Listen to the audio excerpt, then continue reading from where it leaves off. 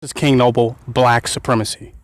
And with this particular video, I want to give you my synopsis of the Jabari and Zion Lexx Kemet versus Hebrew Israelite debate. A lot was exposed for me, a lot came out that I want to touch on in this particular video. But I'll start off by saying I don't agree that Zion Lexx lost the debate. While at the same time, I wouldn't say that he defeated Jabari and his Kemetic assertions. But he definitely didn't lose the debate. And I would say the only way it appears that he lost the debate is because Jabari changed the context of the debate, which was a very excellent tactic. The debate ended up being about scholarship and being collegiate.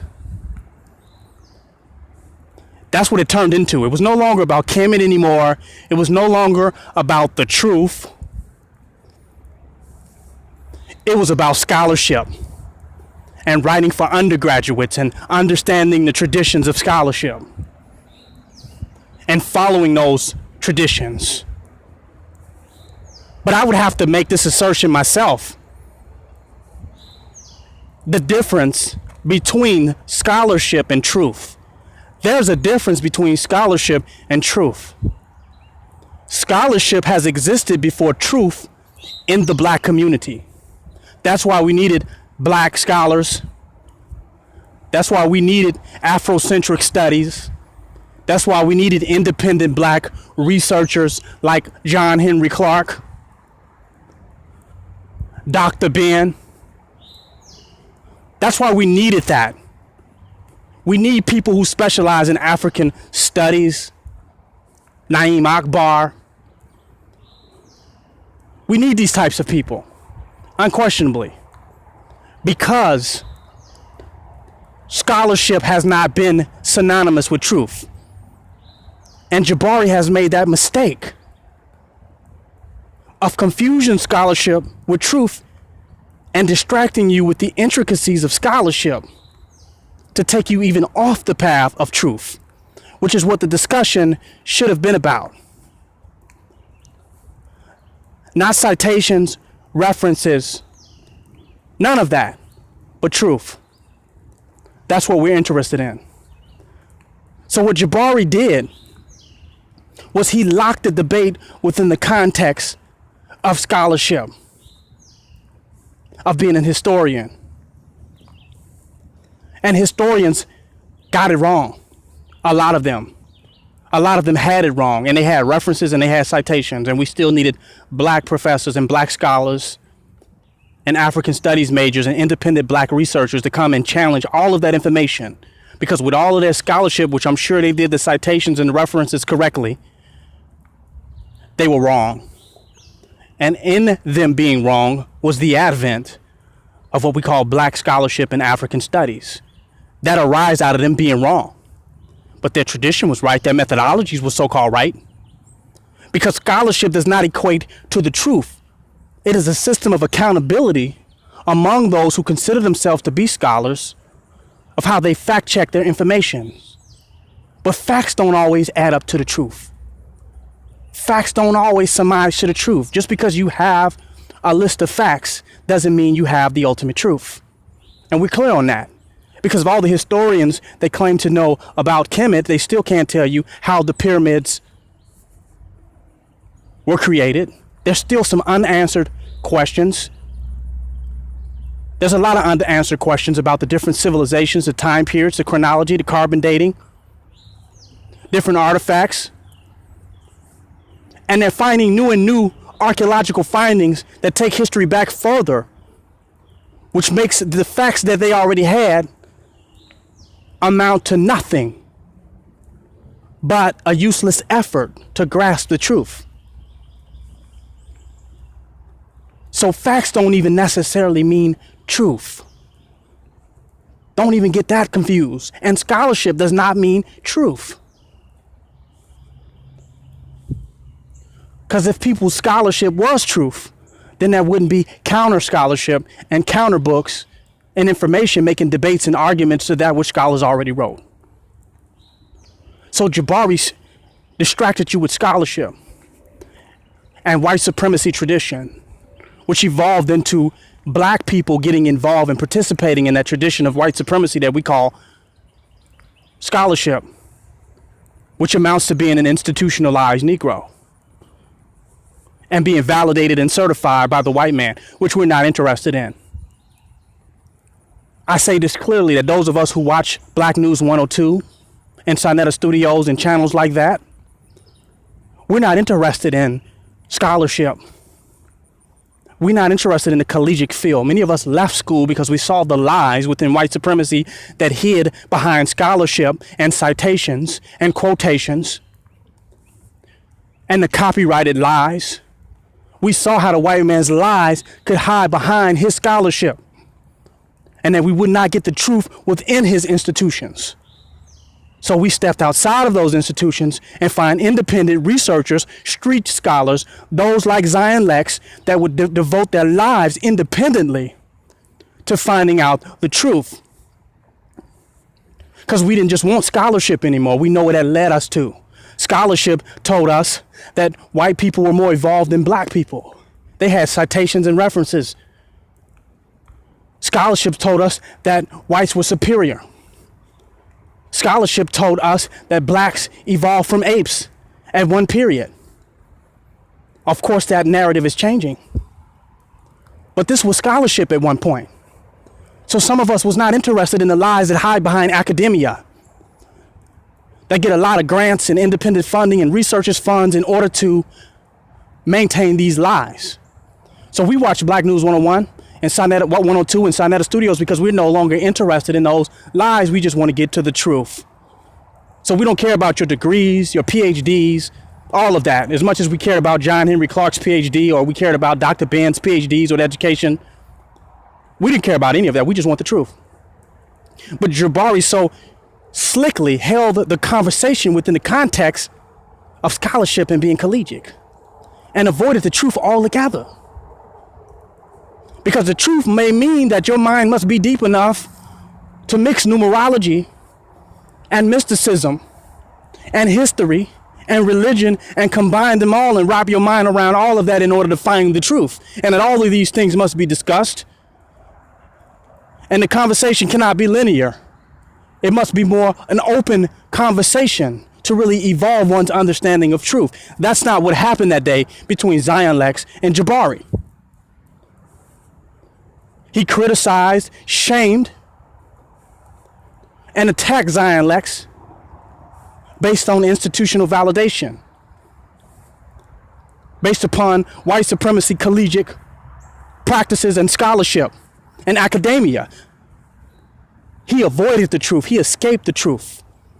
Jabari is a truth escape artist. You can have all the chronology and all the history and all that. Doesn't mean you have the truth. There are African tribes of people who live their truths. And scholars can go and study and research them and do the citations and the references and all that and still not end up with the truth that those unlearned people have about their knowledge and their information and their truth. Scholarship does not equal truth. It's the one's best effort to prove to another or show evidence that they have the best grasp on the truth. That's what I would call scholarship. But oftentimes we find that that grasp is wrong, which is why books have to be written, rewritten and argued and debated and challenged for eons to come. But he used scholarship, collegiate and academia, and threw his accreditations around to avoid the truth of the debate. We saw him get attacked. His words didn't come out right when he said the oldest book was written by Ptah. He said that. He was caught on that. And how the 42 negative confessions were not looked at as actual laws that came from God, but just a man confessing to have not committed those practices, not committed those sins. He lost on those 2 points clearly. He did not accept them. His arrogance was just too high to accept that he lost those two arguments. The debate topic turned from what this civilization really came from to an attack on Lexx and his accreditation, his citations. That's what it turned into. It got away from the point. Lexx wasn't preparing the information or his presentation for the academic world. He was providing his information for those who are true seekers of truth. We're no longer willing to get lost in white academia and institutionalization and academia and all that, and that shit lead to lies. Because there are many educated fools out here that have no knowledge of themselves and don't know who the hell they are. Let's just keep it real. And they have citations and references to back that bullshit up. Truth versus scholarship. You can study something all day long. Doesn't mean you have or possess the truth of it. And you got to ask yourself, which is more important? Citations and references is important to publishing, writing books, and being accepted by good institutionalized Negroes. But truth is for the hungry and thirsty knowledge seeker that's truly on a quest to find out what is real and separate the real from the false. That's who truth is for. Truth don't give a goddamn about the white man's institution, his citations, his references. That's to get a job. That's to smile in somebody's fucking face. That's to get a pat on the back from your master. Those who come to Black News 102 and Sinetta Studios don't give a goddamn about any of that. We just want the truth. But that was just my part. I just want to speak on that to say I don't see how Lexx really lost that debate. I just didn't see it. I just saw that the conversation became limited within the collegiate and academic context. It got trapped into that because he knew he would lose once it went beyond that.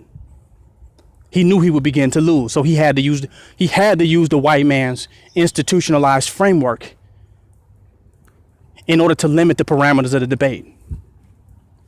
I think if he debated Lexx as priest to priest and opened the door to all mystical conversations, all mystical knowledge, I guarantee you Jabari would lose the debate. He would not stand against Lexx. He must attempt to limit the debate and the conversation within the collegiate and scholastic form. He have to.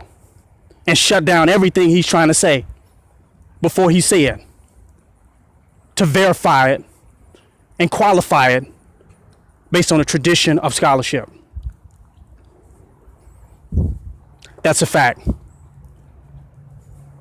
And when you go and study these tribes, you ask them, study the Nomos or study the Dogons, study some of these ancient tribes and ask them where they references and where they citations.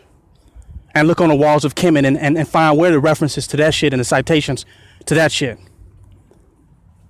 And then it takes me into the next part of my argument and what it was exposed to me that I kind of clear, but it actually confirms to me my thoughts on Kemet. I don't know how Kemet could ever debate with the Hebrew Israelites because what we call Kemetic knowledge and Kemetic science is obscure and all over the place. Many different ideas, concepts. Some people mix the Orishas with Kemet. They mix other traditional and religious ideologies. So what the Kemetic or Hotep community really is very obscure. The Hebrew Israelite community may be more tangible than what we're calling the Kemetic community. It's all over the goddamn place. The symbolism allows it to go all over the place. If you thought the Bible was obscure and symbolic, Kemets get even worser. They come up with a new meaning, a new understanding of what these stories mean in Kemet every day. They come up with a new idea of what this particular symbol means, what Asar mean, and the death of this one means, and the re-resurrection of Osiris and Ma'at every single goddamn day. And there's so many groups with so many different meanings and so many individuals with so many different meanings and understanding of the symbols of Kemet that you can't tell if it exists by not being able to tell where it begins and where it actually ends. That's a fact. But what I can say about Kemet that seems to be consistent is that it's another denomination of Christianity, just like the Hebrew Israelite faith in America, who accept Christ and Jesus and the return of coming of Christ and Jesus. It's another denomination of Christianity of those who follow the Bible. Catholicism, Judaism, Baptist, Seventh-day Adventist, Mormon, Coptic. The Coptic Christian has mixed a little bit of Egyptian practices with Christianity. The Coptic faith. All of them. So Egypt or Kemet is just what we call Kemetic science today. It's just another denomination of Christianity. And what we can say that's clear about it is it agrees with Christianity. So it's really not a debate. See, a debate means when two different things or two different positions argue with each other. Kemetic people are not saying anything different from the Hebrew Israelites. They say the Ankh is the cross and the cross is the Ankh. And the Ankh is a true cross, as though we need a cross at all, of any kind. That the symbols are more important, of great importance. They're saying the same thing that the Christians are saying, same thing the Hebrew Israelites are saying. That, the Father, Son, and the Spirit, that Haru is Jesus, the return of Jesus Christ. The resurrection story of Osiris is the resurrection of Jesus. The 42 negative confessions are really the ultra commandments. Everything that the Christians are saying, those who follow the Kemetic faith are saying the same. Some people would argue that and say, oh, no, that's not true. But every time a Hebrew Israelite debates with somebody in Kemet and shows them something that is found on the walls that does not agree with Christian thinking, does not agree with Christian ideology, or conservative Christian, Protestant, or Christian Hebrew moral code, then the Kemetic person says it's just symbols. Because Kemet definitely agrees with Christianity. It's definitely the same thing. Everything that Christians believe, Kemetic people definitely believe the same thing. So if you go and find homosexuality on the wall, if you go and find masturbation on the wall, if you go and find orgies on the wall, then the Kemetic person will come and say, well, that's just symbolism. Because we Christians, we believe in Christianity. We're against homosexuality and all this type of stuff and everything that you see on the wall, just like you are. So the Kemetic person is saying that Kemet agrees with Christianity. So what is the goddamn debate? Every time you expose something that seems to be different from what Christians follow or Hebrew Israelites follow and believe, then the Kemetic person will say, oh, that's just symbolism. That's not real. So it's conveniently symbolism. So they have a Kemetic science that agrees with Christianity. They have a Kemetic understanding that has fell into the structure and the template of Christianity. It's just another form of Christianity. That's a fact. No difference. They struggle to be Christians. They have took all of the ancient culture and civilization of Egypt, tens of thousands of years, and they fit it into Christianity, into the Bible, into the template of the structure of the Bible. Then they conveniently tell you what's symbol and not, what's myth and not. That, well, if it's something that's against Christianity, oh, that's just mythology. It's just about myth. None of this shit is real. Well, what Commission came back from the dead and told you what was myth and what wasn't? How do you know what's myth and what is symbols? Who told you that? What does it say on the wall that all this shit is symbolisms? That all this shit is allegory, it's not real. Where does it say that at? How do you decipher what part of it is symbol, what part of it is symbolism, and what part of it is reality? I know how you do it. Whatever part that don't fit with Christianity is symbolism, and whatever part that do fit with Christianity is reality. Kemetic science is another denomination of Christianity. There's no debate. There's really no fundamental disagreement. The Kemetic person is more Christian than the Christian is. They're older than the Christian. They gave the Christian all their knowledge, all their information. Jesus studied in Egypt. The Kemetic person is an ultra super Christian, just like the Hebrew Israelite is an ultra super, by the book, by the code, by the scripture, Christian. No different from the person that's from Kemet. Both the same. I don't want to make this video too deep, but your boy Jabari said something very deep in his video. He said, if you study the legal system today, you find the same legal system in Kemet with Mayat and the scales and weighing your heart on the feather and the scales today used in the court system, that America the beast fashioned itself from the laws and the ways of Kemet, that America is modern day Kemet. And if we see the fuckery that's going on in America, and you claim America, this country, modeled itself after of its legal code after Kemet, then obviously there's a problem with Kemet. If today and this world is fashioned and modern according to Kemet, and we see the fuckery, the corruption, and the injustice that's going on in the society that we live in today, I would not be proud. I would not be proud that this government and this world reflects the teachings, the wisdom, and the construct of Kemet. I would never be proud to say that. Because if it does, we need to leave this world alone, and we need to leave that type of Kemetic science alone. That's a fact. Because it didn't work for Kemetic science as it is incorporated into the modern day society is not working for us now. And clearly with all the ruins and whole society and civilization of people that has disappeared, that can no longer speak for themselves, that it obviously did not work for them then.